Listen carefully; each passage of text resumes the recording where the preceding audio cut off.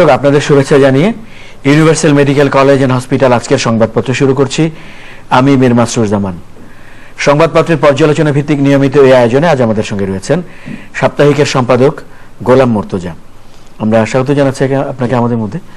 তো সংবাদপত্রের শিরোনামগুলো দেখি, তারপর আলোচনা শুরু করছি।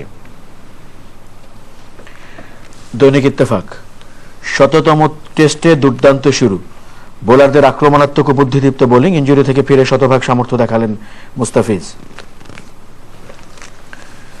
মানব জমিন, নির্বাচনকালীন সরকারের 4 বিকল্প।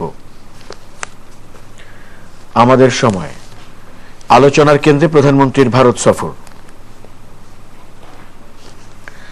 সকালের খবর, গ্যাসের মূল্য বৃদ্ধির প্রতিবাদ, মন্ত্রণালয় ঘেরাও কর্মসূচি, পুলিশি বাধায় পণ্ড।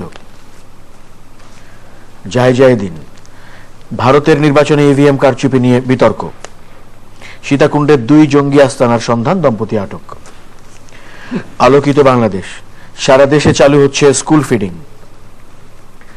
আমাদের অর্থনীতি, প্রতিরক্ষা ও তিস্তা চুক্তি নিয়ে দর কষাকষি করবে বাংলাদেশ, স্বার্থ রক্ষা না হলে স্বাক্ষর করবে না। দৈনিক দিনকাল,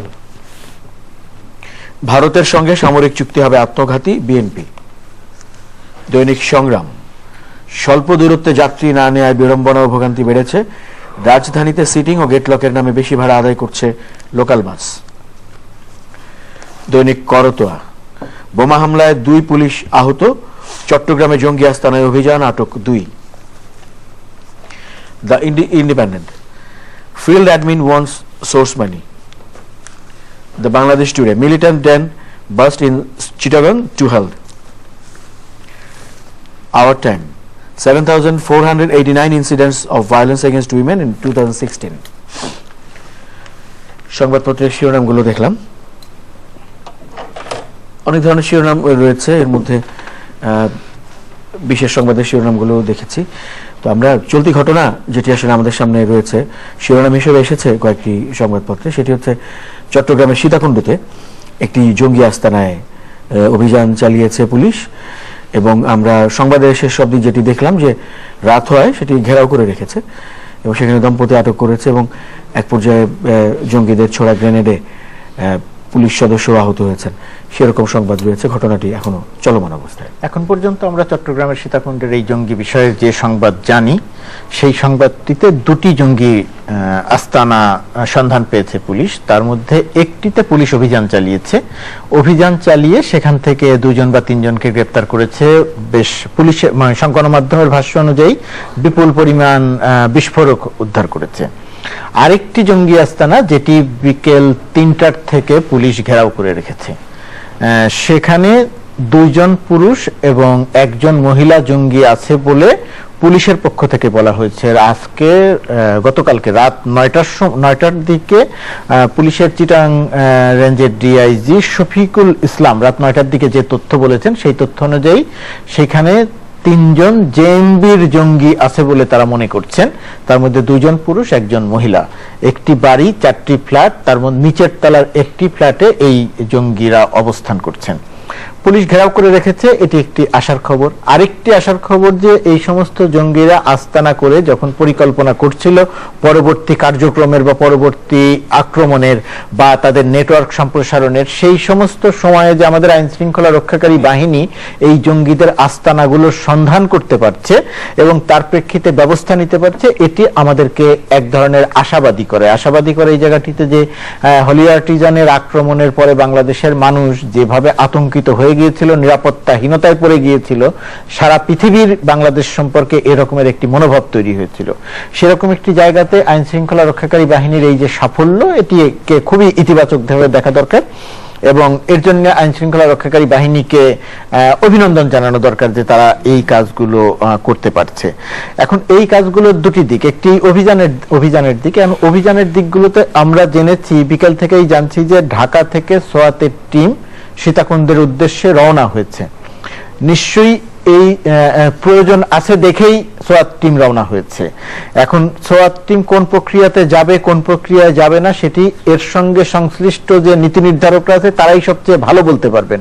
আমরা খুব সাধারণ জ্ঞান দিয়ে যেটি বলতে পারি, এটি হয়তো তাদের ওই চিন্তা ভাবনার সঙ্গে মিল নাও হতে পারে, কিন্তু সাধারণ জ্ঞান দিয়ে আমরা যেটা বুঝি যে বিকেল 3টার থেকে যে জায়গাটিতে ঘেরাও করে রাখা হয়েছে সেখানে দিনের আলো থাকতে থাকতেই যদি অভিযান চালানো যেত, তাহলে এই সোয়াত টিমকে দিনের আলো থাকা অবস্থাতেই চট্টগ্রামে বা সীতাকুণ্ডে নেওয়া যেত কিনা।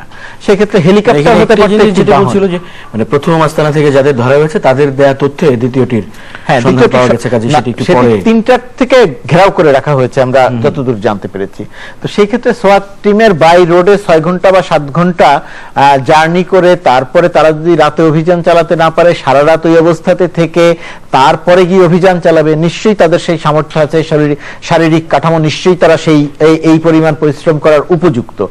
আমরা সাধারণভাবে যেটা বললাম যে আমাদের কাছে সাধারণভাবে মনে হয় যে এদের তো আরো অতি দ্রুত হেলিকপ্টারে করে সেই ঘটনাস্থলে নেওয়া যেত এবং দিনের আলো থাকা অবস্থাতে অভিযানটি পরিচালনা করা যেত, যেহেতু জঙ্গির সংখ্যা অনেক কম, মাত্র 3 জন, আর যেহেতু সাধারণ ফ্যামিলি সেখানে আছে, 3টি পরিবার সেখানে আছে, এই কারণে হয়তো অভিযান চালানোর ক্ষেত্রে এক ধরনের একটা সীমাবদ্ধতা তৈরি হয়েছে। তবুও আমি মনে করি যে একটু অভিযান চালানো যাবে এবং মাত্র 3 জন জঙ্গি, এর থেকে জঙ্গিদের সেটা জীবিত ধরা যাক অথবা জঙ্গিরা অভিযান চলাকালীন নিহত হোক, যাই হোক না কেন কিছু একটা হবে, এটা খুব বড় ব্যাপার হয়ে থাকবে না। এখন এই জঙ্গি বিষয়ে আরেকটি জায়গায় দেখেন, আমরা জঙ্গি সমস্যার সমাধান করার জন্য নীতি নিয়েছি একটা, সেই নীতি হচ্ছে মূলত আইন শৃঙ্খলা রক্ষাকারী বাহিনী নির্ভর। আইন শৃঙ্খলা রক্ষাকারী বাহিনী অভিযান পরিচালনা করবে, আগাম তথ্য আনবে, তার ভিত্তিতে ব্যবস্থা নিবে, এই পর্যন্ত সবকিছু ঠিক আছে। আগে যা যা করেছে সেটারও আমরা প্রশংসা করছি, কিন্তু আমাদের রাজনৈতিক নেতৃত্বের একটি বিষয় বোঝা দরকার যে শুধুমাত্র আইন শৃঙ্খলা রক্ষাকারী বাহিনীর উপর নির্ভর করে এই জঙ্গি নির্মূল করা যাবে না। আদৌ জঙ্গি নির্মূল করা যায় না, শক্তি হ্রাস করা যায়, সেটাই আমরা করতে চাইছি। এইখানে যখন একটি বড় আক্রমণ আমাদের উপরে হয় তখন আমরা সামাজিক সাংস্কৃতিক কর্মকাণ্ড নিয়ে, রাজনৈতিক কর্মকাণ্ড নিয়ে এক ধরনের দৌড়ঝাঁপ শুরু করি। দেখেন, সামাজিক কর্মকাণ্ড, স্কুল কলেজ বিশ্ববিদ্যালয় বা অন্যান্য সাংস্কৃতিক কর্মকাণ্ড এগুলো একদিনের ব্যাপার নয়। সাংস্কৃতিক কর্মীরা একদিন শোভাযাত্রা করবেন, শহীদ মিনার থেকে গুলশান পর্যন্ত হাঁটবেন আর জঙ্গিবাদের বিরুদ্ধে তারা অনেক কিছু করে ফেলবেন, এই যে আমাদের মানসিকতা। স্কুলের বাচ্চাদের আমরা একদিন রাস্তায় দাঁড়াবো, মানববন্ধন করাবো আর জঙ্গিবাদের বিরুদ্ধে একটা প্রচারণা, স্থায়ী প্রচারণা তৈরি হয়ে যাবে। আমরা এই যে ভুল পথে আছি, অর্থাৎ আমাদের এই নীতির জায়গাটাতে ভুল বলা ঠিক নয়।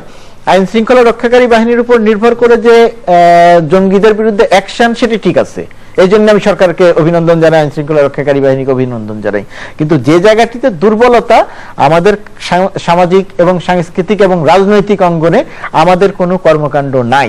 আমরা কথা বলতে গিয়ে বলবো যে না আমরা এটা করছি, ওটা করছি, স্কুলে মানববন্ধন করেছি, কলেজে আলোচনা করেছি, এইটা করেছি, বাস্তবে আমরা এগুলো একটি মানববন্ধন করছি বা একটি জনসভা করছি, করে আমরা হাল ছেড়ে দিচ্ছি। এই হাল ছেড়ে দেওয়ার নীতিটি খুব ভয়ঙ্কর। পৃথিবীর যে সমস্ত দেশে জঙ্গিবাদ আছে, যে সমস্ত দেশে জঙ্গি আছে, পৃথিবীর কোন দেশই কিন্তু জঙ্গি নির্মূল করতে পারেনি। কিছুদিন তাদেরকে চুপচাপ রাখা যায়, চাপা দেওয়া রাখা যায়, পরবর্তীতে তারা আবার গিয়ে আত্মপ্রকাশ করে।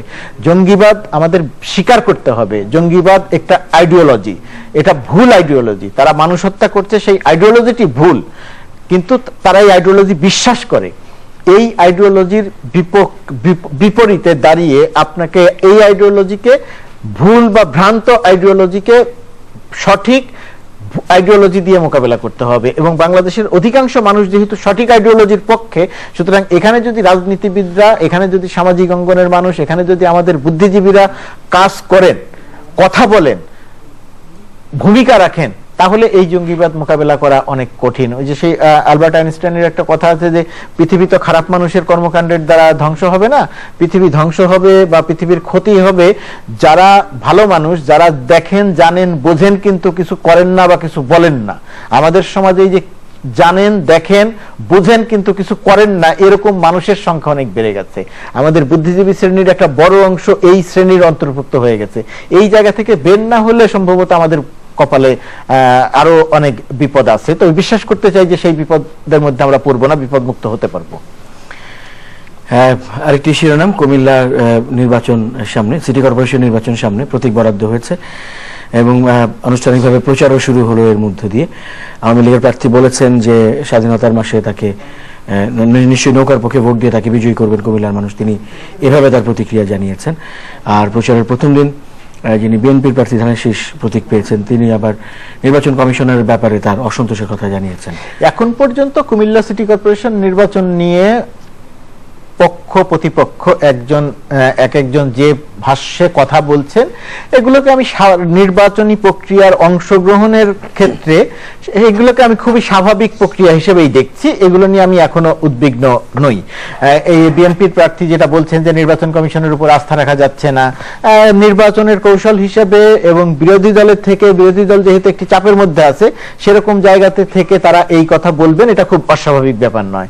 আবার বিজয়ের মাস, এই মার্চ মাসে একটি স্বাধীনতার মাস, স্বাধীনতা ঘোষণা হয়েছিল এই দিনটিতে, বঙ্গবন্ধুর 7ই মার্চের ভাষণ এই মাসটিতে। সুতরাং এরকম একটি মাসে মুক্তিযুদ্ধের নেতৃত্বদানকারী দলের যিনি নির্বাচনে প্রতিদ্বন্দ্বিতা করছেন, তিনি জনগণের কাছে এই আহ্বান জানাবেন, সেটাও খুব স্বাভাবিক একটি ব্যাপারই।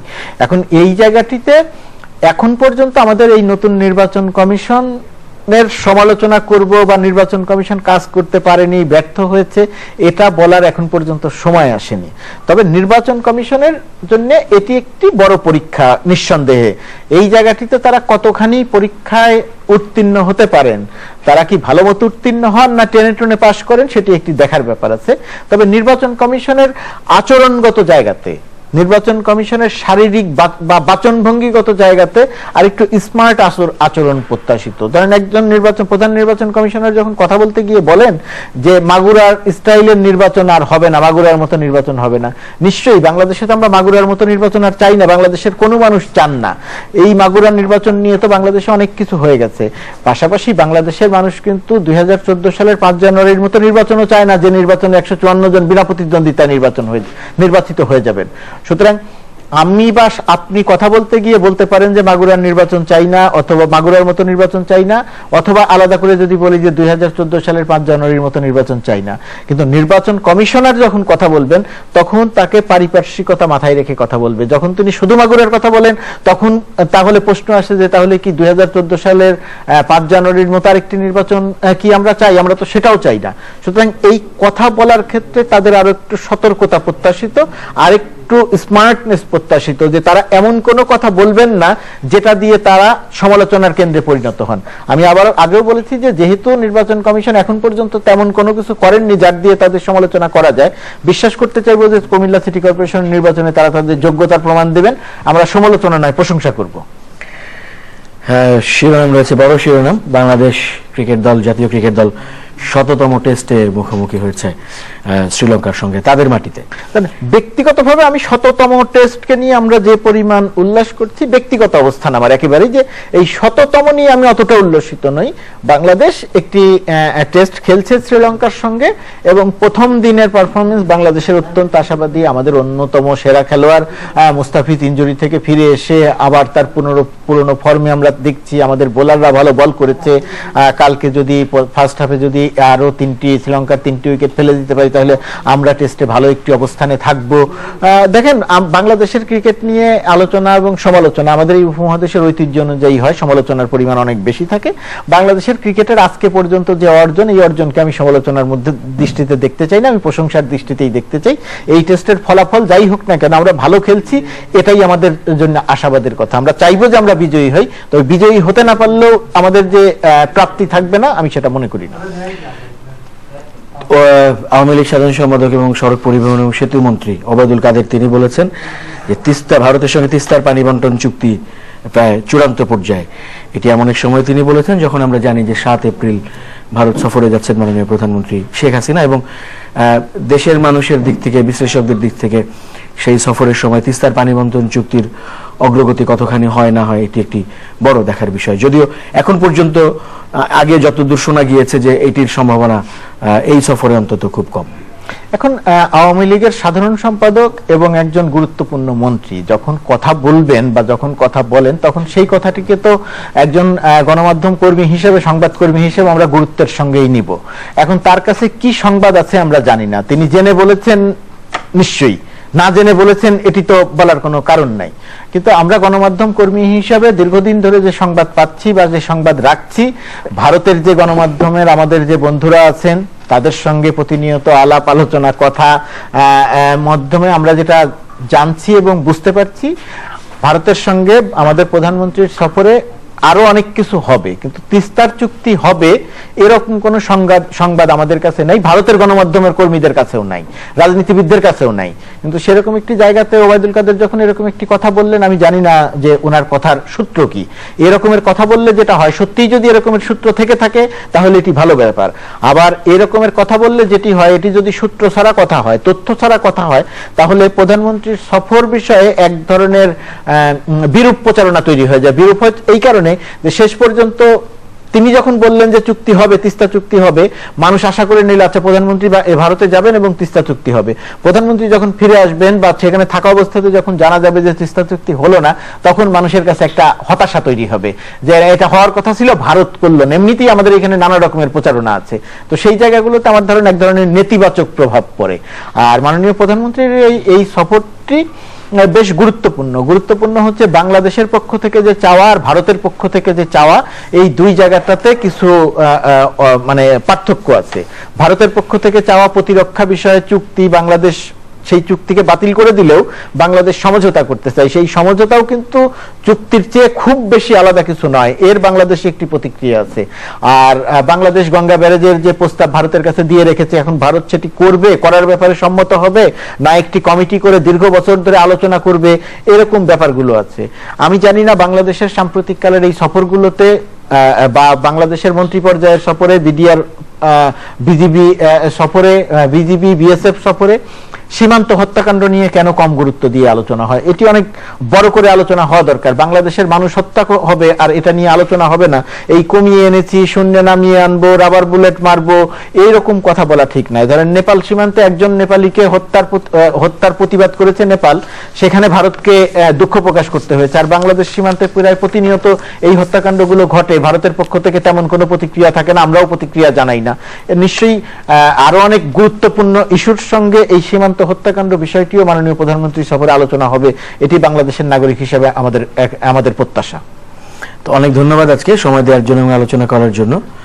প্রিয় দর্শক, আপনাদেরও ধন্যবাদ সঙ্গে থাকার জন্য।